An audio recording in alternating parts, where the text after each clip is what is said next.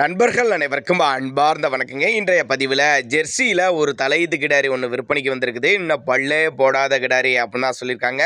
நல்ல தரமான கிடாரியாக விற்பனைக்கு வந்திருக்குது. அருமையான உடல் அமைப்பில் இருக்குதுங்க. கம்மி பட்ஜெட்டில் தான் விற்பனைக்கு வந்திருக்குது.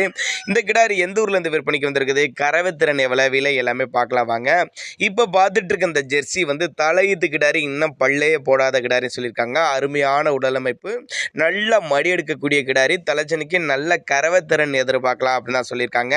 இந்த கிடாரி விற்பனைக்கு வந்திருக்க இடம்னு பார்த்தீங்கன்னா திருச்சி மாவட்டம் மணச்சநல்லூர் என்ற பகுதியிலேருந்து விற்பனைக்கு வந்திருக்குது.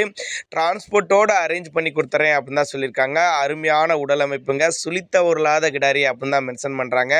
நேரில் பார்த்து செக் பண்ணியே எடுத்துகிட்டு போய்க்கலாம்னு சொல்லியிருக்காங்க. தேவைப்படும் நபர்கள் தாராளமாக அவரோட கான்டாக்ட் பண்ணுங்கள்.